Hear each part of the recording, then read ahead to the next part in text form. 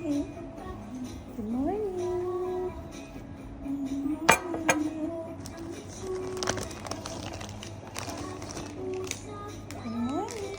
Bakit ka pipiliin na makabase ni David? Wala lagi siya ga-reply ma. Sino?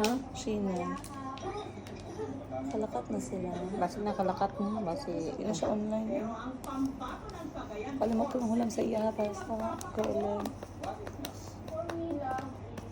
When you look for that one reason to stay, when you had 1,000 reasons to leave. Nadya.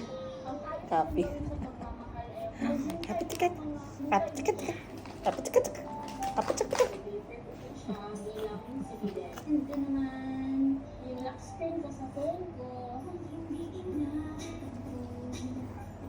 narising. Karon lang. Dugay-dugay. Para lang man na sa internet kung makagawas ka. Hindi man ako na kailangan ka rin. Hi, Yumi. Hi, Yumi. Mayumi. Mayumi. Oh.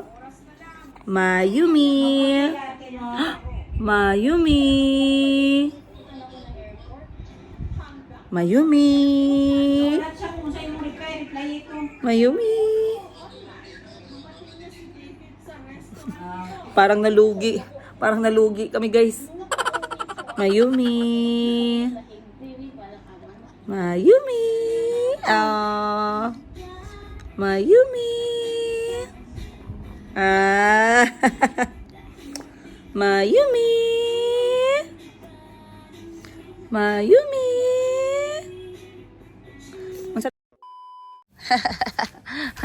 Lola. Mayumi. Nagbanding sila, guys. Banding na walang budget. Dito ma, liko tayo. Layo naman ng banding namin. Yumi. Sawadee ka, Yumi. Sawadee ka.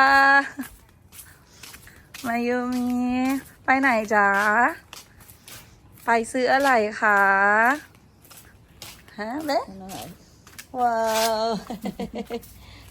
Laag mo ni Lola. Ngita kami sudan. Banding sila ni Lola sa Thailand. Hee. Yan na siya. Init man dali, gigawas ko nila. Wala ko'y medyas. Yan yung si Mayumi, guys. Meron yan siyang mapa ng Africa. Oh! Yan ang magiging ano natin. Ay, alam mo, sarado. Oh no, sarado. Bibili sana kami ni Mama ng itlog. Mo lang na isa tindahan, diri ma? Kana lang. Oh no. Tara na, sarado manak. Wala tayong ulam. Okay, daghan na to ulam sa freezer. Gani, o prito lang dito. Wala tinapa? Naapa. Oh, okay na ba tinapa? Oh no, Yumi. Ayan guys, good morning, maayong buntag. Thailand. Or kung sa local language pa, ano ba? Sawadee ka. Kamusta ang lahat? Sana okay kayo guys. Kami dito ay apaka-okay naman. Survive. At makikita nyo kami naglalakad. Alas 9 ng umaga dahil umalis yung aking ate para mag-asikaso ng mga dokumento niya. Kaya kami ni Mama ay naiwan dito tsaka si Mayumi. Pero ngayon meron kaming napaka-special na lakad. Kaya naku, samahan nyo kami guys. Samahan nyo kami mga kamarites ko. Kung saan kami pupunta. Excited na ba ang all? Kasi si Mayumi excited na. Kaya sinama natin si Mama dahil meron tayong napakalaking big reveal. Ay, big reveal. So, anong uulamin natin ngayon, Mother? Pasok na tayo sa loob.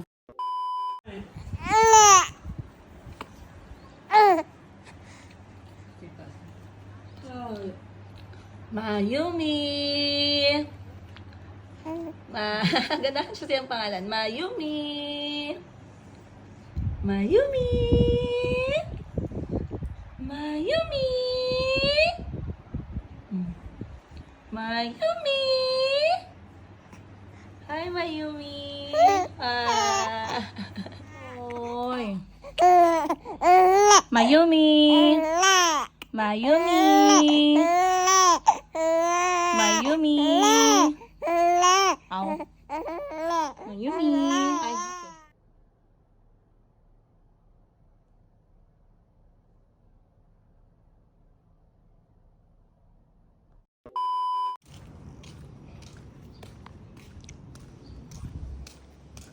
Mabuti na lang guys at nakatulog na si Mayumi.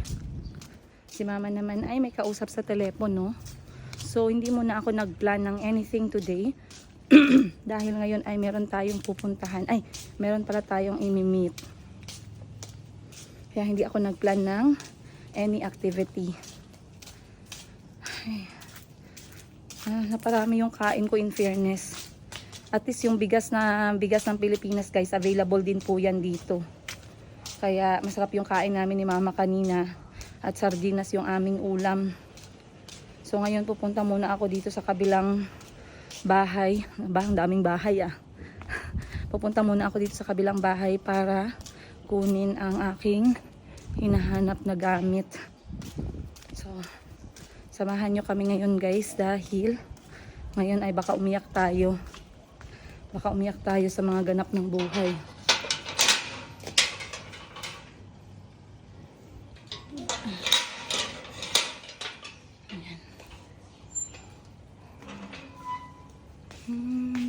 Do a little booty.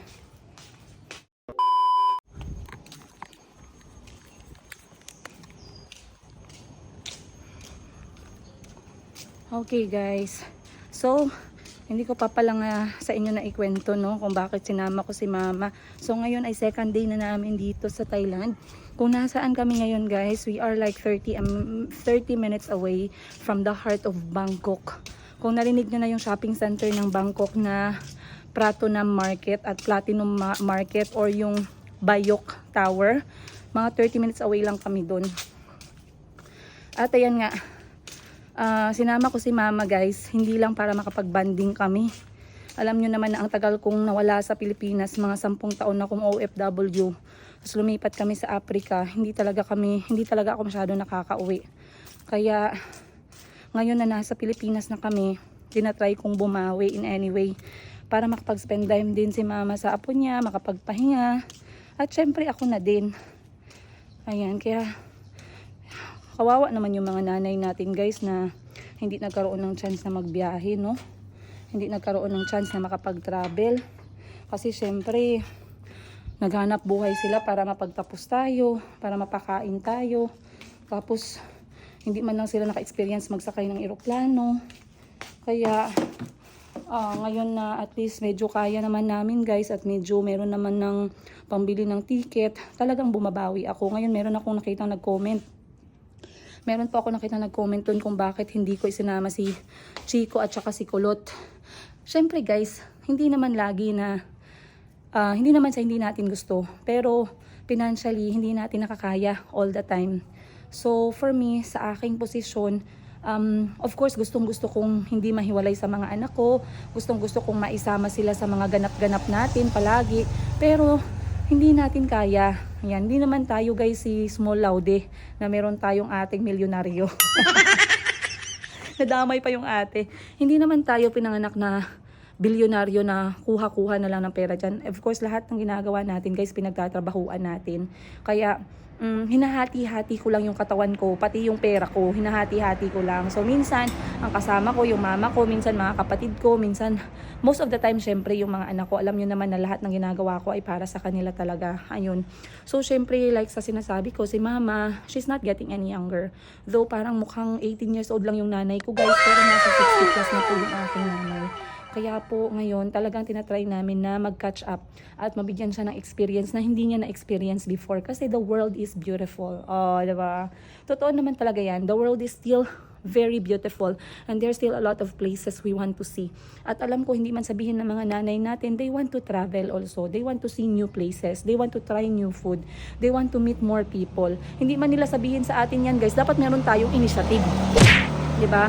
Dapat meron tayong initiative para sa mga magulang natin. Now, I don't know sa case ng iba, sa inyo na nanonood dyan, pero sa case naming magkakapatid kasi, like I said, ang laki ng realization after the pandemic. Sobrang laki ng realization. And we thank God, alhamdulillah, na kami ngayon ay magkakasama pang lahat.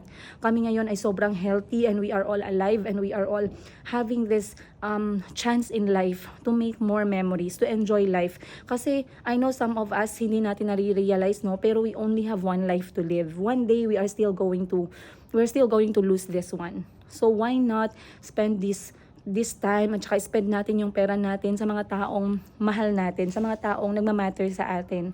Okay? Ayun nga, sabi ko, kaya ako kasama si mama.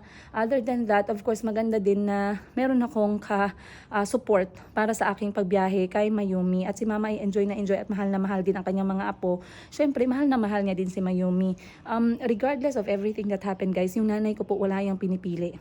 Basta amin, anak namin, about sa amin, lahat po yan ay no question asked, no judgment. Okay? Walang judgment sa mama namin and she supported us in every single thing. Kahit sa mga maling desisyon namin sa buhay. Kaya for me, I am grateful and I am blessed na meron pa kaming nanay. So, ayan. Konting oras lang ako dito sa labas, guys. 15 minutes pa lang ako dito sa labas. Pero yung tagatak ng pawis ko, guys, to the bones na.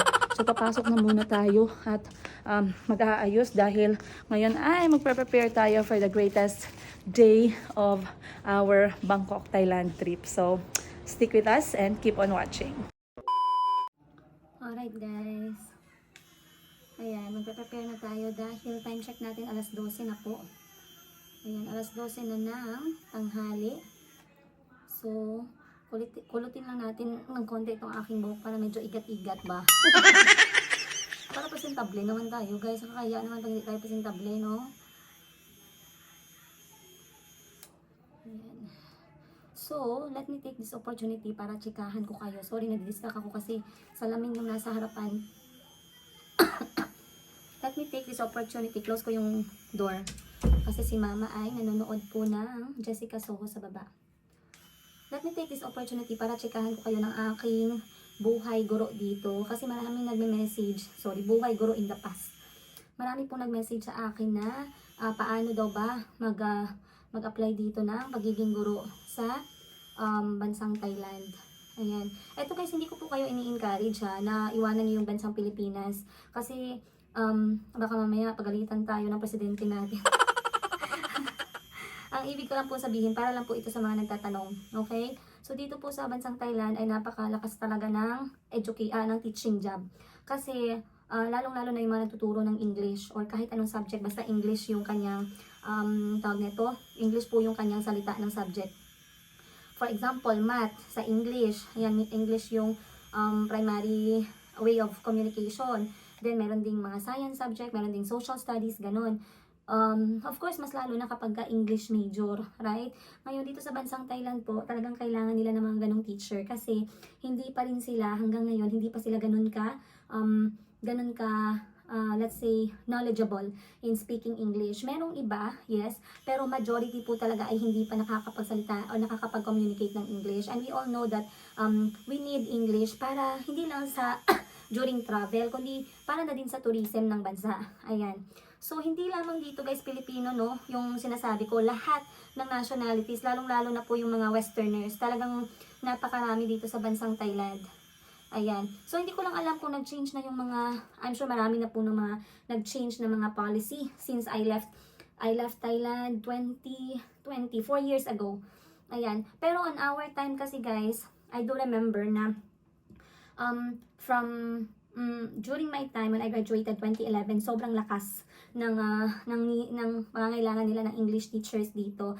Kaya nga umabot sa point na from engineering course, kasi nag-engineering muna ako sa Mindanao State University, I shifted to education course kasi in-advisean ako ng isang dean sa university na it's better to get education kasi mabilis kang makakakuha ng work. At saka in-demand din siya abroad. Ayun. So, 2011, nag-graduate ako guys. I left and I ventured dito sa Bangkok, Thailand. Ang maganda kasi kapag meron ka talagang complete documents na teacher ka talaga sa bansang pinanggalingan mo, mas madali ka makakahanap ng trabaho. Lalong-lalo na dito sa Thailand kasi ang basihan na lang nila dito is yung papers at saka yung galing mo magsalita ng English. kahit na hindi ka naman Westerner. Syempre, maraming mga eskwelahan katulad ng mga international or private school na they really prefer yung mga Westerners talaga. Ayan.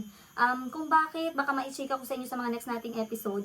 Pero, ito ay konting share ko lang sa inyo. Ayan. Bakit malapit yung puso ko sa Thailand, guys? Kasi from 2011 to 2020 or 2021, I'm not very certain sa year, I lived here in Thailand and hindi ako masyado nakakauwi. So yung buhay ko talaga, guys, is pagiging teacher dito. Ayan. I had Kahil here at 2013. Nanganak ako kay Kuya Kahil. And then I continued my life as a teacher and then I ventured also a little bit on the side ng benta-benta. Ang buhay ko dito sa Thailand, guys, I would say na I really had fun and it was just a very free kind of life. Kasi dito sa Thailand naman kasi hindi sila judgmental eh. Hindi rin sila dito mahigpit sa mga foreigners. So for example, kapag nagbabiyahe kami palabas ng Thailand, as long as meron kaming work permit, we can get out anytime. Kasi mabilis na lang yung pagpasok. When it comes naman sa cost of living, mura lang din yung cost of living dito sa Thailand. Nakita nyo naman, share ko yung mga pagkain sa palengke. At the same time, kapag nagbiyahe ka in neighboring countries, sobrang madali at accessible lang din kasi malapit lang. Ayan. When it comes naman to language, merong iba na natututunan nila yung language ng Thai. Meron namang hindi. But I believe that it's really a struggle for someone to live in Thailand without knowing or speaking their language. Ayan. Kaya ako talaga, guys, talagang nilearn ko yung language ng Thai. Tapos, ano pa ba? When it comes to food, when it comes to their language. Sa kultura naman nila, guys, wala naman dito yung sinasabi na kailangan mo talagang sundin yung kultura ng Thai. Pero lagi ko lang sinishare sa inyo na kahit nasaan man kayo sa mundo, isa lang talaga yung napaka-importante, yung marunong kang rumispeto. Ilagay mo yung sarili mo sa tamang paglalagyan. Ayan, tama ba yung sinare ko? Ilagay mo yung sarili mo sa tamang posisyon every time na you are around people na alam mong hindi mo naman bansa or hindi mo naman to lugar, okay? So when they are worshiping their gods, you just have to respect. Okay? Wag mo lang pagtawanan, or if they respect something na hindi mo naman na practice, or for you it's being weird kasi hindi nyo ginagawa sa bansa ninyo, then you just have to keep quiet. Alright? Kasi share ko sa inyo yung kauna-unahan kong culture shock dito sa bansang Thailand ay ang the Snake Temple. Yun. So, sobra talaga akong na-shock, guys, sa Snake Temple dito kasi it turns out na there's a temple where people worship the snakes. Again, there's a temple here in Thailand. Actually, meron dito sa Bangkok area kung saan meron dito malapit sa Bangkok kung saan wino-worship nila yung mga snakes. So, it was my first time. I do remember na nag-aantay ako ng masasakyan, and then behind me was a temple, okay? And in this temple, bigla akong na-shock, guys, kasi sa temple na to, marami po yung mga dumarating, at yung dala nila ay mga tray ng itlog, okay? And then I was wondering, bakit ang dami nilang dalang itlog? Bakit ganun yung dinadala nila sa temple? May kainan ba ng boiled egg? Ganun yung iniisip ko. Until such time na, habang nag-aantay po ako ng masasakyan, we call it Songthaew. Songthaew is a public transport dito sa Thailand. Paglingon ko sa likod ng waiting shed, guys, halos mapatakbo po ako sa takot dahil pagka dami-daming ahas.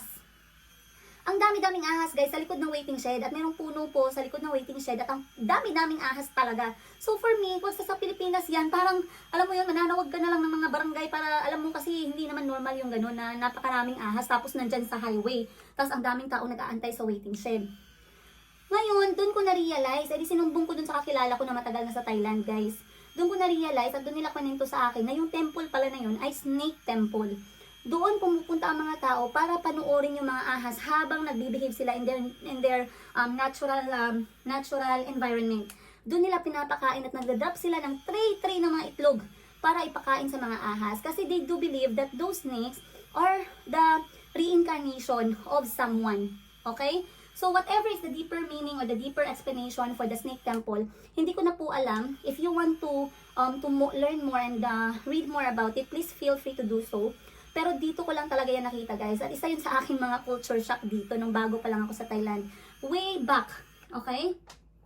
But like I said, as long as marunong ka lang rumispeto, like syempre kapag they worship something, you are not in any way, it's not respectful for us na tawanan or i-mock or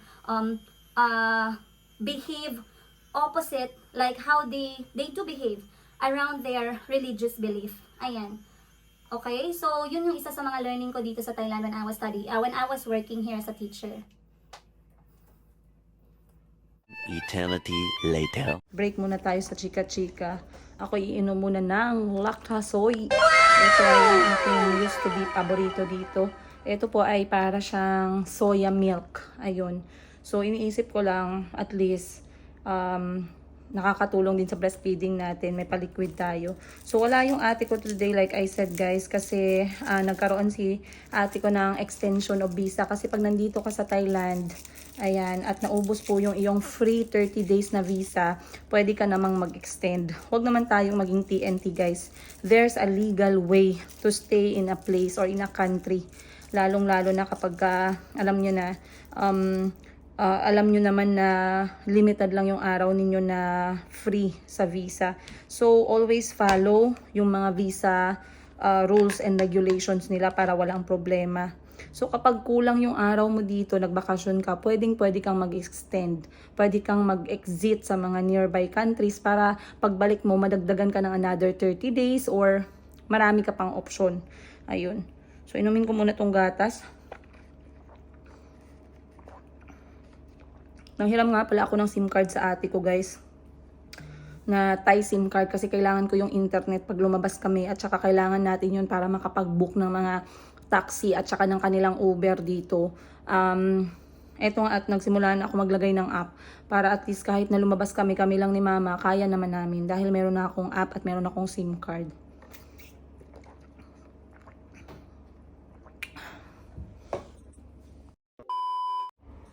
Alright guys, tulog pa din po si Mayumi. As you can see, ang sarap ng kanyang tulog. Mas masarap po kasi yung tulog ni Mayumi pag nakaswaddle siya or nakabalot. Marami yung mga nagtatanong bakit binabalot ko pa daw si Mayumi guys. Alam ko po ang ikinakaligaya ng anak ko. Huwag po kayong magtaka. Hindi po lingid sa kanyang kaalaman yung aking pagbalot sa kanya. At binabalot ko siya dahil nakikita ko dun siya mas komportable at mas mataas yung tulog ng bata. Alright, time check natin guys. 1:30 na at kailangan na nating mag-start mag-ayos para naman mamukha tayong naligo. Naligo naman talaga ako guys sa gabi. Gabi po ako naliligo. Ayan, so mag-ayos na tayo ngayon. Magbihis na tayo para ready na tayo para mamaya. I'll see you guys on the next episode.